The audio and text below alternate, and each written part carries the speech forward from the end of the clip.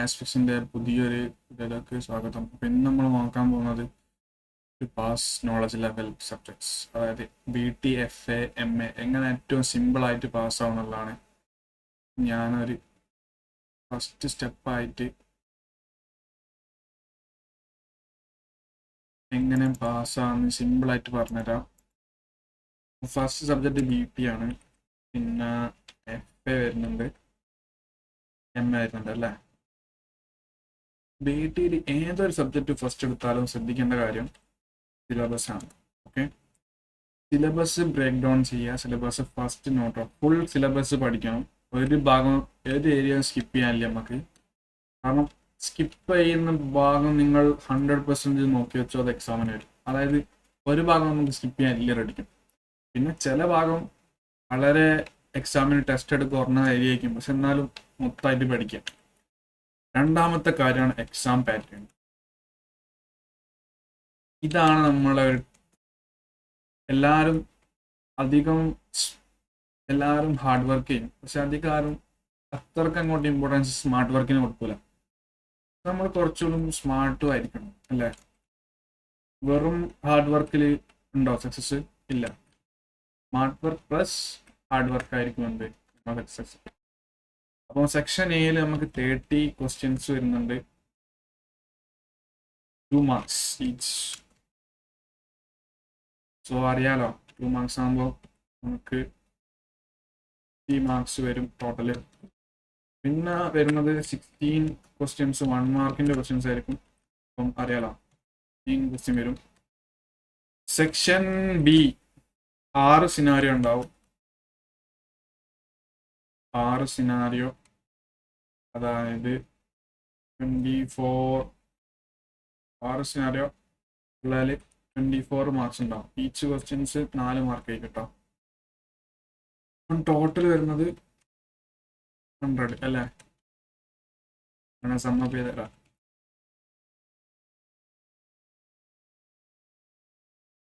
100 marks അല്ലേ total.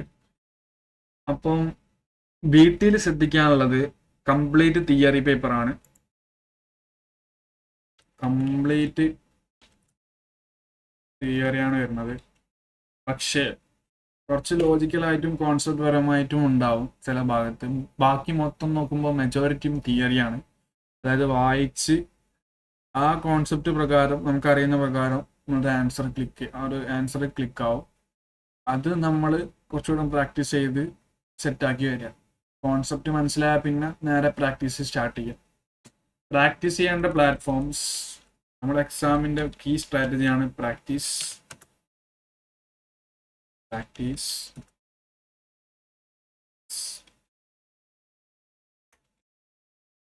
Okay, ഇതാണ് key strategy. ഏതൊരു ACC എക്സാമിനും നമുക്ക് ഉള്ള സ്ട്രാറ്റജിയാണിത്. അതിൽ ഞാൻ അടുത്ത FN കൂടെ ഇതിന് രണ്ടും കൂടെ എക്സാം പാറ്റേൺ കൂടി പറഞ്ഞുതരാം, എന്നിട്ട് നമുക്ക് നോക്കാം. സെക്ഷൻ എയിൽ നമുക്ക് എത്ര ക്വസ്റ്റ്യൻസ് ഉണ്ട്? 35 ക്വസ്റ്റ്യൻസ് 2 മാർക്സ് ആകുമ്പോൾ 70 മാർക്സ് വരും. സെക്ഷൻ ബിയിൽ നമുക്ക് FAയിൽ നോക്കുമ്പോൾ 2 ക്വസ്റ്റ്യൻസ് വരും, ഈച്ച് 15 മാർക്സാണ് വരിക. അപ്പോൾ ഇങ്ങനെ 100 വരും. പിന്നെ MAയിൽ നോക്കുമ്പോൾ ഇത് തിയറി പ്ലസ് ന്യൂമറിക് കേട്ടോ.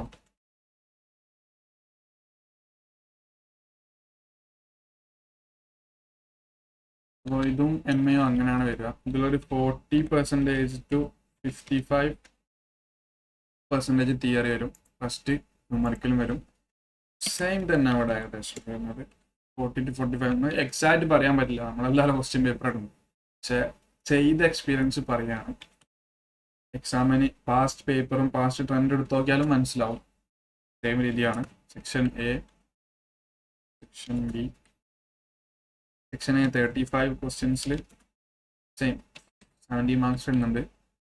സെക്ഷൻ ബി 3 ക്വസ്റ്റ്യൻസ് വരുന്നുണ്ട് 10 മാർക്സിൻ്റെ. അപ്പോൾ നമുക്ക് 30 മാർക്സായി 100 മാർക്സ് ആണ്. ഇതാണ് എക്സാം പാറ്റേൺ. എല്ലാ സബ്ജക്റ്റിൻ്റെയും സിലബസും അതിൻ്റെ എക്സാം പാറ്റേണുമാണ് ഫസ്റ്റ് സ്റ്റെപ്പ് സിലബസ് ആണ്. സിലബസ് ബ്രേക്ക് ഡൗൺ ചെയ്യാൻ ഫുൾ സിലബസും കവർ ചെയ്യണം. സെക്കൻഡ് അതിൻ്റെ എക്സാം പാറ്റേൺ നോക്കണം. തേർഡ് ആണെന്ത് നമ്മൾ പഠിച്ചെല്ലാം കഴിഞ്ഞ് വന്ന് അല്ലെങ്കിൽ അത്യാവശ്യം ഒരു ചാപ്റ്റർ കഴിഞ്ഞ് അടുത്തതിലേക്ക് പ്രാക്ടീസ് വരാനുള്ള ഈ 3 സ്റ്റെപ്പ് അപ്രോച്ചാണ് നിങ്ങൾ ഉപയോഗിക്കേണ്ടത്. സെക്ഷൻ എക്സാമിൻ്റെ പാറ്റേൺ കറക്റ്റ് തലയിൽ ഇങ്ങനെ ഉണ്ടാവണം. അതായത് ഇത്ര മാർക്കാണ് ഇവിടെ, അപ്പോൾ എനിക്ക് മാക്സിമം സ്കോർ ചെയ്താൽ ഞാൻ പാസ്സാവും. ഈ ഒരു എക്സാം പാറ്റേൺ നമുക്ക് എക്സാം ചെയ്യുന്നതിന് മുന്നേ നമ്മൾ അവെയർ ആണെങ്കിൽ അത് നമ്മളെ ടൈമിനെയും നമ്മളെ പ്ലാനിങ്ങിനെയും എല്ലാം എന്താവും, ഭയങ്കര എഫക്റ്റീവ് ആവും. ഓക്കെ,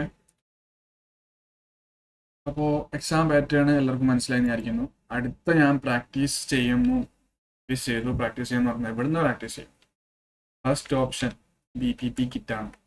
BPP കിറ്റ് പർച്ചേസ് ചെയ്ത ബുക്ക് പർച്ചേസ് ചെയ്തിട്ടുണ്ടാവും, അല്ലെങ്കിൽ PDF ആയിട്ട് യൂസ് ചെയ്യുന്നുണ്ടാവും. എങ്ങനെയാണ് നിങ്ങൾക്ക് ചെയ്യാം?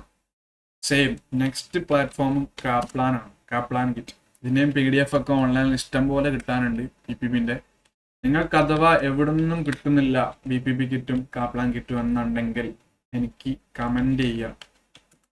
അല്ലെങ്കിൽ കമൻറ്റ് ചെയ്താൽ ഞാൻ ഡിസ്ക്രിപ്ഷനിൽ അല്ലെങ്കിൽ നിങ്ങൾക്ക് സെൻഡ് ചെയ്യുന്നതാണ്.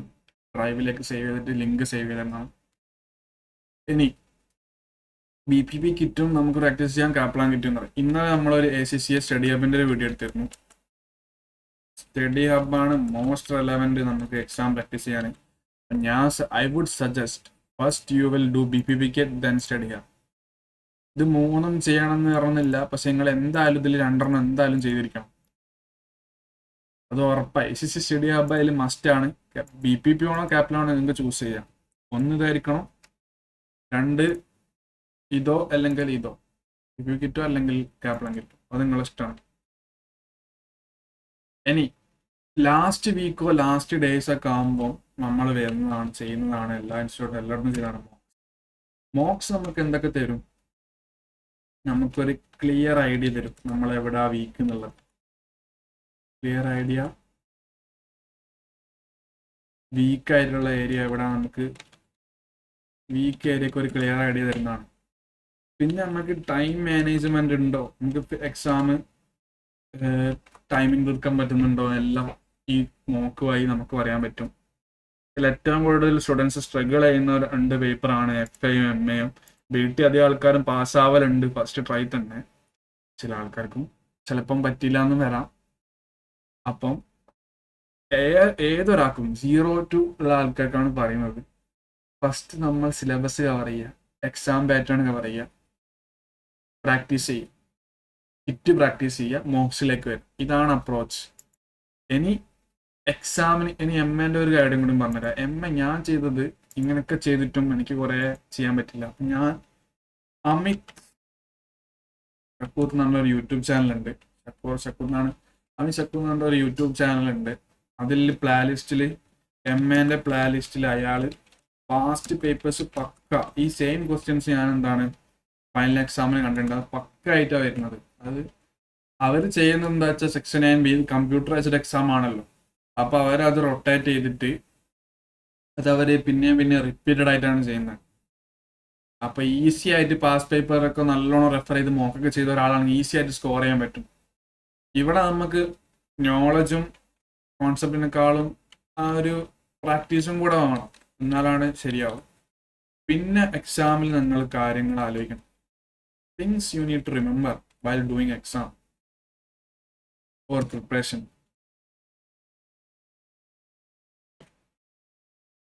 First thing and most thing, good presence of mind.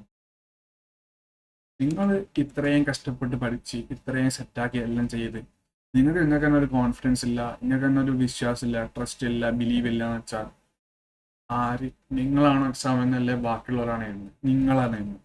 അപ്പം നിങ്ങൾക്ക് തന്നെ ഉള്ളിൽ നിന്ന് എത്രയൊക്കെ ടെൻഷൻ ഉണ്ടെങ്കിലും ഞാൻ ഇത്രയും പഠിച്ചിട്ടുണ്ട്, ഇനി അങ്ങോട്ട് ഫുൾ ഒരു positive good presence of mind ആയിരിക്കണം. എനിക്ക് വെറും 50 മാർക്ക് മതി, അല്ലെങ്കിൽ കറക്റ്റ് പാസ്സാവാനോ ടോപ്പ് ആവാനോ എനിക്ക് ഇത്രയും ഞാൻ ചെയ്തത് ഒക്കെയാണ്, ഇനി ഇതിലൊന്നും ചെയ്യാനില്ല, എനിക്ക് ബാക്കിയുള്ള കാര്യങ്ങളൊന്നും കൺട്രോൾ ചെയ്യാനില്ല എന്നൊരു ഗുഡ് പ്രസൻസ് ഓഫ് മൈൻഡിലാണ് നിങ്ങൾ എക്സാം ചെയ്യുന്നുണ്ട്. എന്നാൽ നിങ്ങൾ പാസ്സാവും. അത് 100% പറഞ്ഞു. അത് പോസിറ്റീവ്, അത്രയും പോസിറ്റീവായിട്ടാണ് നമ്മൾ കൂളായിട്ട് വേണം എക്സാം ചെയ്യാൻ. രണ്ടാമത് അവോയ്ഡ് സില്ലി മിസ്റ്റേക്സ്. ചിലപ്പോൾ നിങ്ങൾ പെട്ടെന്ന് പാനിക്കായിട്ട് നിങ്ങൾ എന്താക്കും, ബി സെലക്ട് ചെയ്യുന്നിടത്ത് സി കൊണ്ട് സെലക്ട് ചെയ്യും. അല്ലെങ്കിൽ വർക്കിംഗ് ചെയ്യുമ്പോൾ എന്തെങ്കിലും ചെറിയ മിസ്റ്റേക്സ് ഒക്കെ കൊണ്ടുവച്ച് വരുത്തും. ഇതൊക്കെ അവോയ്ഡ് ചെയ്യുക, മാക്സിമം അവോയ്ഡ് ചെയ്യുക. ബി ഫസ്റ്റ് പറഞ്ഞതാണ് don't be panic, we just need pass more. അല്ലെങ്കിൽ ജസ്റ്റ് വെക്കാനുള്ള നിങ്ങൾ പഠിച്ചത് trust your preparation, trust your instinct over intellect. നിങ്ങളെപ്പോഴും ഫസ്റ്റ് നിങ്ങൾക്ക് ഇൻസ്റ്റന്റ് എന്ന് പറഞ്ഞാൽ എന്താ അറിയോ? ഇൻസ്റ്റന്റ് എന്ന് പറഞ്ഞാൽ നമുക്ക് നമ്മുടെ ഉള്ളിൽ ഒരു ഫീലിംഗ് ഉണ്ട്. ഒരു MCQ വന്നാൽ ബി ആണ് ഉത്തരം നമുക്ക് തോന്നുക. What you feel, okay trust that, B തന്നെ പോവുക. ചിലപ്പം ചില ആൾക്കാർ പറയുന്ന ഫസ്റ്റ് നമ്മൾ ഇൻസ്റ്റന്റ് ആയിട്ട് വരുന്നത് ചെയ്യാൻ പാടില്ല, first guess is always no. എന്താണ് നിങ്ങൾക്ക് ഫീൽ ചെയ്യുന്നത്, പിന്നെ നിങ്ങൾ ഓവർ തിങ്ക് ചെയ്യാൻ തുടങ്ങും. അപ്പം ഡോണ്ട് ഓവർ തിങ്ക്. ജസ്റ്റ് ഇൻസ്റ്റിങ്കിൽ നിങ്ങൾ ട്രസ്റ്റ് ചെയ്യുക. നിങ്ങൾ പഠിച്ചിട്ടുണ്ട്, നിങ്ങൾ ഇതാണ് കോൺഫിഡൻ്റ് ആയിട്ട് അത് ചെയ്യാം.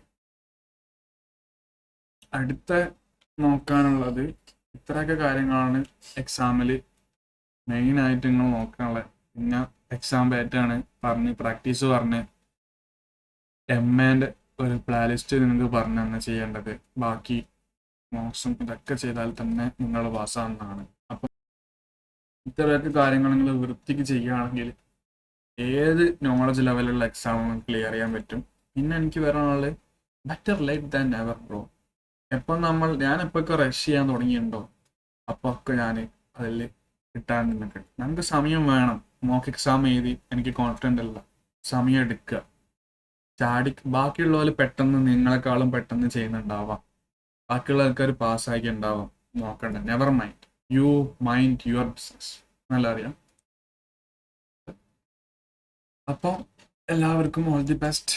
See you on the next video. Thank you guys.